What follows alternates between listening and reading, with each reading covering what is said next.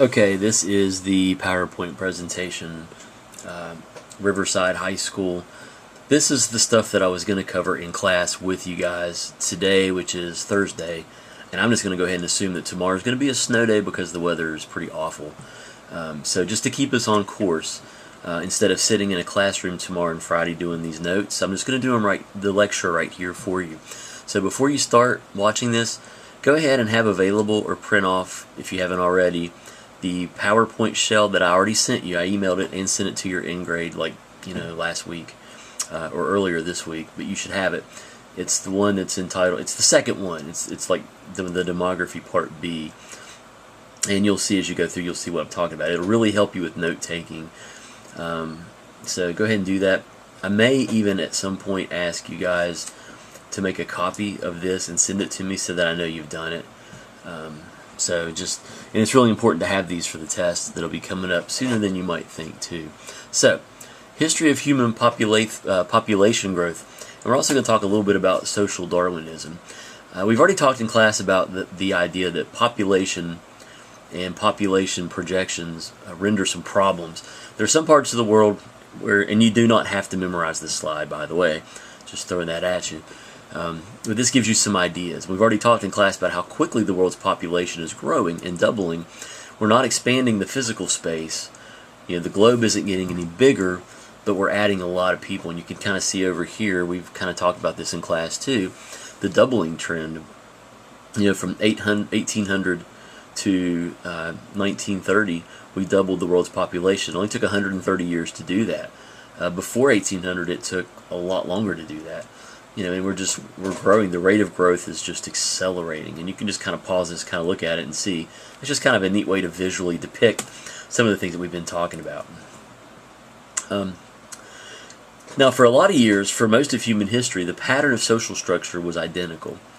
Essentially, what you had was most people farmed, and they made barely enough to survive. You basically had farming kinds of jobs or tasks, and you had parenting and child raising, hunting, gathering. That's pretty much it. There was just a few elite that could take enough from the earth, or could have enough extra to live a little bit better than the rest of us. So that was most of human history. So again, most societies have been hunting and gathering or agricultural types of societies. The idea of the city and the idea of people living and working in cities and working in buildings and factories is really a recent phenomenon in human history. So I'll give you some images of some agriculturally based economies. Now in our country, we've moved away from this being the primary type of economy. We live in what's called an industrial, or really a post-industrial economy, and we'll talk about that as we go. So we'll get through some of these images here. Now the social structure was justified. This is where we kind of get into the sociology of this a little bit. This social structure, where you had a few at the very top and a lot at the very bottom barely making enough to survive, was justified through appeals to religion. The idea was that if you're in the bottom of if you're at the bottom of the ladder, and you're working hard and you're making barely enough to survive, well, you need to just kind of tough it out, because this is your place. This is God's will. God orders society a certain way. So to challenge that, or to complain about it, is really challenging God. And if you challenge God, you can get into a lot of trouble.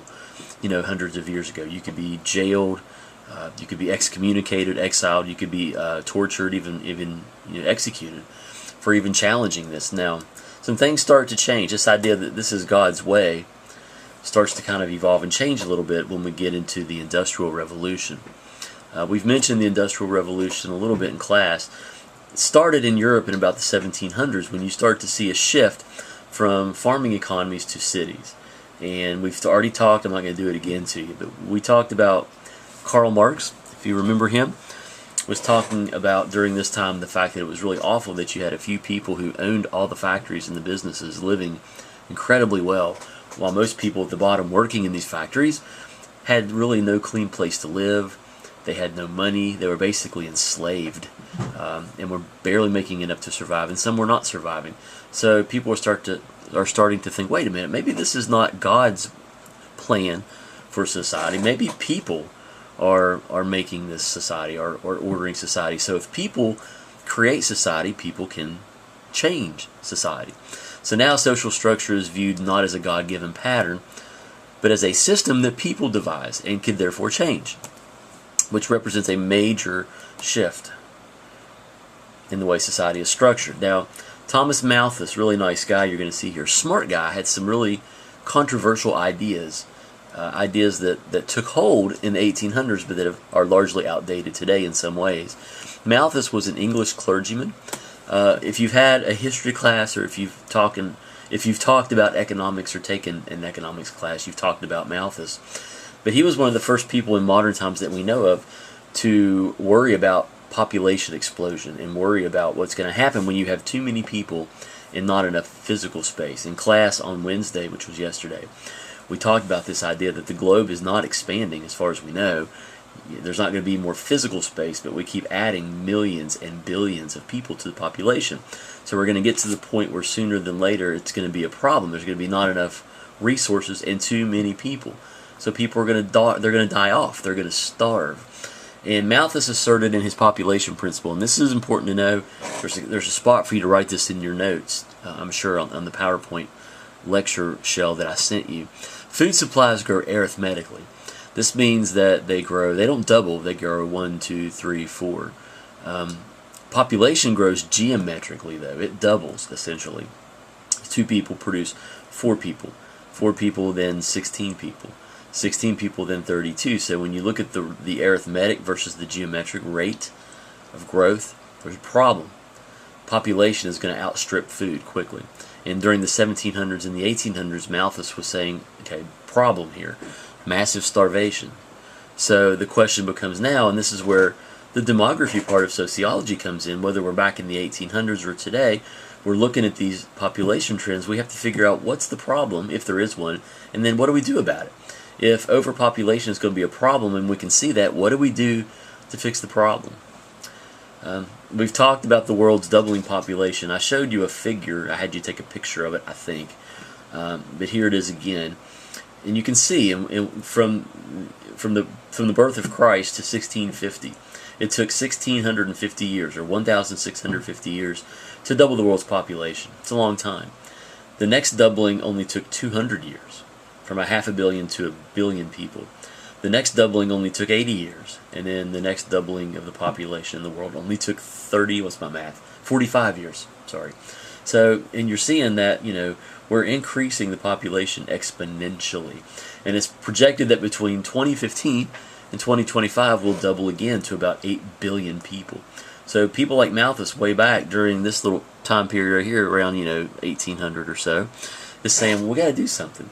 So he came up with some ideas about, what to do about population. If some people are going to die off anyway because of starvation, then we might as well hand select, if you will, the ones who are going to die. And this gets into some real controversy here.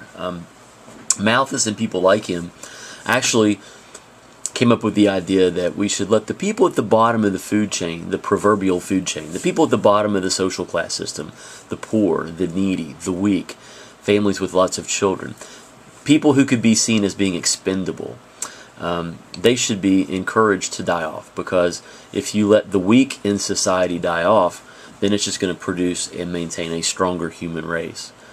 So that sounds a little troubling.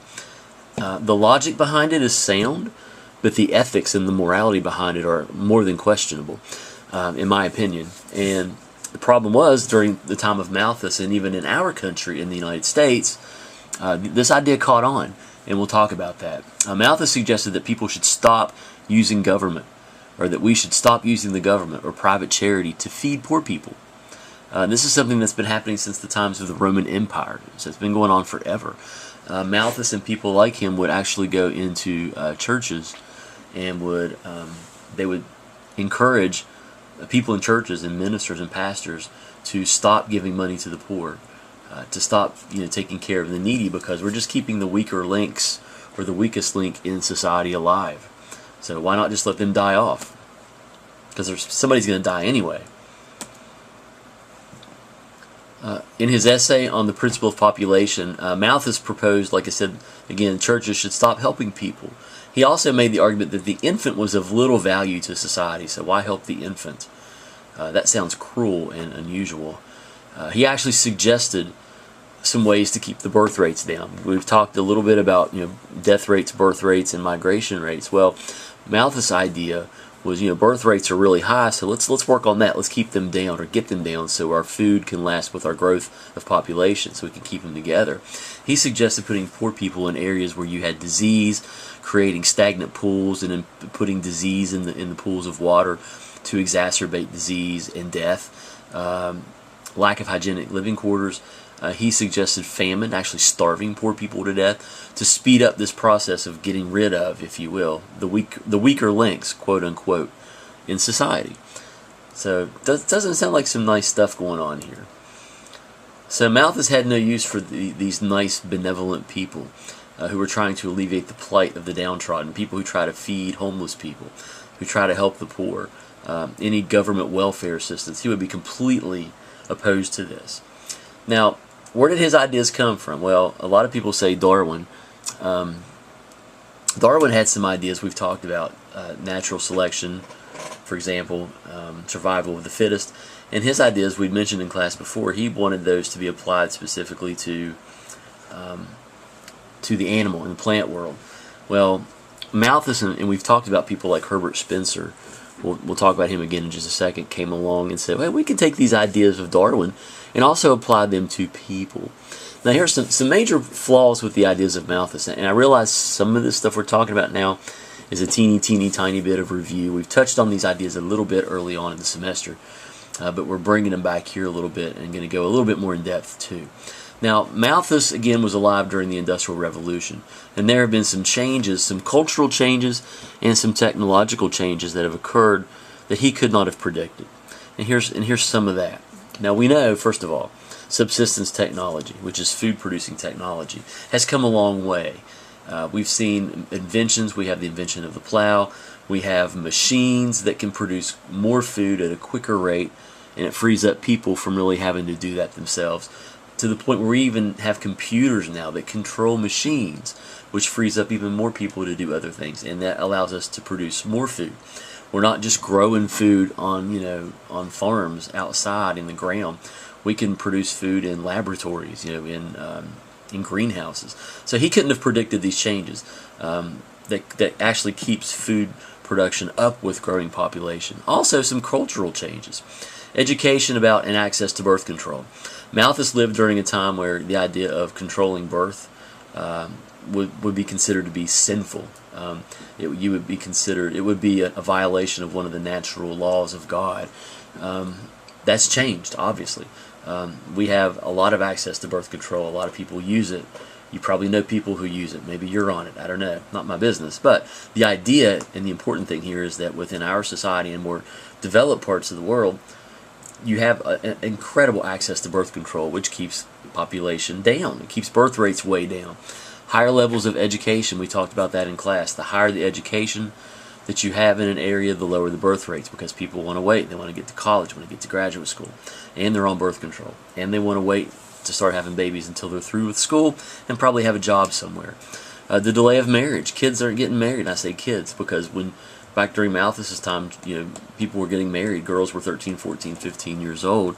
And now women on average in this country are like 20, I forget the statistic, I think it's like 23, and men are like 25 when they first get married. So the idea is that this will retard or slow down the birth rate somewhat.